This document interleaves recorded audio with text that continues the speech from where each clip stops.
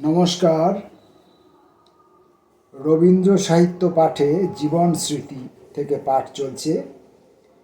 আজকের পাঠ পর্ব কবিতা রচনারম্ভ শুরু করছি। আমার বয়স তখন 7-8 বছরের বেশি হইবে না। আমার এক ভাগিনেও শ্রীযুক্ত জ্যোতিপ্রকাশ আমার চেয়ে বয়সে একটু বড়। তিনি তখন ইংরেজি সাহিত্যে প্রবেশ করিয়া খুব উৎসাহের সঙ্গে হ্যামলেটের স্বগত উক্তি আওড়াইতেছেন। আমার মতো শিশুকে কবিতা লেখাইবার জন্য তাহার হঠাৎ কেন উৎসাহ হইল তাহা আমি বলিতে পারি না। একদিন দুপুরবেলা তাহার ঘরে ডাকিয়া লইয়া বলিলেন, তোমাকে পদ্য লিখিতে হইবে বলিয়া পয়ার ছন্দে 14 অক্ষর যোগাযোগের রীতিপদ্ধতি আমাকে বুঝাইয়া দিলেন। পদ্য জিনিসটিকে এ পর্যন্ত কেবল ছাপার বহিতেই দেখিয়াছি। কাটাকুটি নাই, ভাবা চিন্তা নাই, কোনোখানে মর্ত্যজনচিত দুর্বলতার কোনো চিহ্ন দেখা যায় না। এই পদ্য যে নিজ চেষ্টা করিয়া লেখা যাইতে পারে এ কথা রচনা করিতেও সাহস হইত না। একদিন আমাদের বাড়িতে চোর ধরা পড়িল। অত্যন্ত ভয়ে ভয়ে অথচ নিরতিশয় কৌতূহলের সঙ্গে তাহাকে দেখিতে গেলাম। দেখিলাম নিতান্তই সে সাধারণ মানুষের মতো। এমন অবস্থায় দারোয়ান যখন তাহাকে মারিতে শুরু করিল আমার মনে অত্যন্ত ব্যথা লাগিল। পদ্য সম্বন্ধেও আমার সেই দশা হইল। গোটা কয়েক শব্দ নিজের হাতে জোড়াতাড়া দিতেই যখন তাহা পয়ার হইয়া উঠিল তখন পদ্য রচনার মহিমা সম্বন্ধে মোহ আর টিকিল না। এখন দেখিতেছি পদ্য বেচারার উপরেও মার সয় না। অনেক সময় দয়াও হয়, কিন্তু মারও ঠেকানো যায় না, হাত নিষ্পিস করে। চোরের পিঠেও এত লোকের এত বাড়ি পড়ে নাই। ভয় যখন একবার ভাঙিল তখন আর ঠেকাইয়া রাখে কে? কোনো একটি কর্মচারীর কৃপায় একখানি নীল কাগজের খাতা জোগাড় করিলাম। তাহাতে সহস্তে পেন্সিল দিয়া কতকগুলা অসমান লাইন কাটিয়া বড় বড় কাঁচা অক্ষরে পদ্য লিখিতে শুরু করিয়া দিলাম। হরিণ শিশুর নতুন শিং বাহির হইবার সময় সে যেমন যেখানে সেখানে গুঁতা মারিয়া বেড়ায়, নতুন কাব্যোদ্গম লইয়া আমি সেই রকম উৎপাত আরম্ভ করিলাম।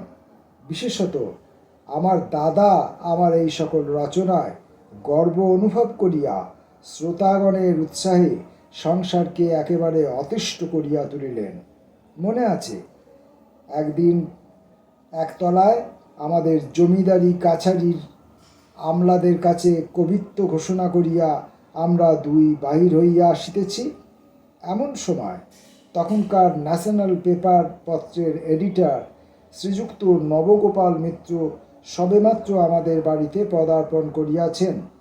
তৎক্ষণাৎ দাদা তাহাকে গ্রেপ্তার করিয়া কহিলেন, নবগোপাল বাবু, রবি একটা কবিতা লিখিয়াছে, শুনুন না। শুনাইতে বিলম্ব হইল না। কাব্যগ্রন্থাবলীর বোঝা তখন ভারী হয় নাই।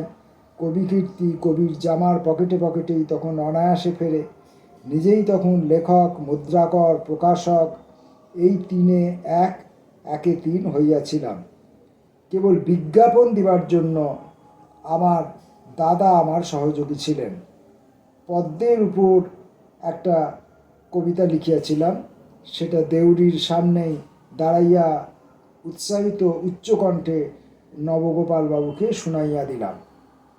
তিনি একটু হাসিয়া বলিলেন, বেশ হইয়াছে, কিন্তু ওই দ্বিরেপ শব্দটার মানে কি? দ্বিরেপ, দয়ে বয়ে হর্ষি রয়কা ফ। দ্বিরেপ এবং ভ্রমর দুটোই 3 অক্ষরের কথা। ভ্রমর শব্দটা ব্যবহার করিলে ছন্দের কোনো অনিষ্ট হইত না। ওই দুরূহ কথাটা কোথা হইতে সংগ্রহ করিয়াছিলাম মনে নাই। সমস্ত কবিতাটার মধ্যে ওই শব্দটার উপরেই আমার আশা ভরসার সবচেয়ে বেশি ছিল। দপ্তরখানার আমলা মহলে নিশ্চয়ই ওই কথাটাতে বিশেষ ফল পাইয়াছিলাম, কিন্তু নবগোপাল বাবুকেও ইহাতেও লেশমাত্র দুর্বল করিতে পারিল না। এমনকি তিনি হাসিয়া উঠিলেন। আমার দৃঢ় বিশ্বাস হইল নবগোপাল বাবু সমজদার লোক নহেন। তাহাকে আর কখনো কবিতা শুনাই নাই। তাহার পরে আমার বয়স অনেক হইয়াছে, কিন্তু কে সমজদার কে নয় তাহা পরখ করিবার প্রণালীর বিশেষ পরিবর্তন হইয়াছে বলিয়া মনে হয় না। যাই হোক, নবগোপালবাবু হাসিলেন বটে, কিন্তু দ্বিরেফ শব্দটা মধুপানমত্ত ভ্রমণেরই মতো সস্থানে অবিচলিত রহিয়া গেল।